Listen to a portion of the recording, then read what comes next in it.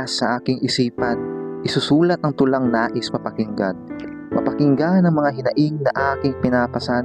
Ito ang tinatawag na digmaan sa aking isipan.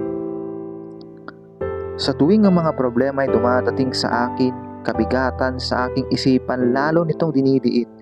Dinidiin sa pag-aalala sapagkat problema ang laging iisipin.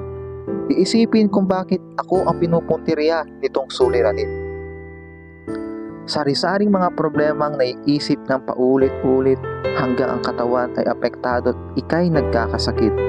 Naghahagilap ng solusyon subalit sakit ang iyong naaakit na tila ba'y sa aking isip gustong-gusto nitong dumikit.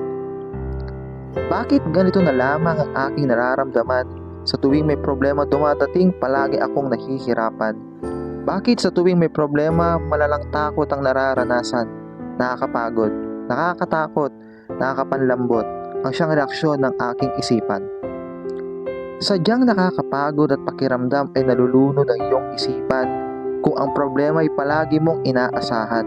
Paano mo mararanasan ang ginhawa at kapayapaan kung palagi kang nakikipagdigmaan sa iyong isipan? Napakahirap na sarilihin at lumaban ng mag-isa sapagkat lalo lang tayong malulunod at magigisa.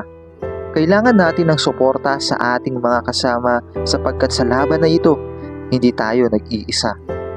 Sumisigaw ba ng ating isipan sa ating katahimikan na may boses pa din tayong malalapitan at handa tayong pakinggan? May mag-aabot ng kamay upang ikaw ay aalalayan at hindi ka papabayaang may iwan sa laylayan.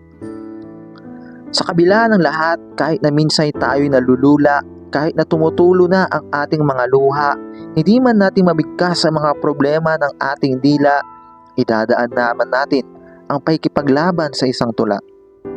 Sa isang tula na kung saan nais nating mapakinggan upang kami ay iyong matulungan upang sa laban na ito'y aming mapagtagumpayan ang digmaan sa aming isipan.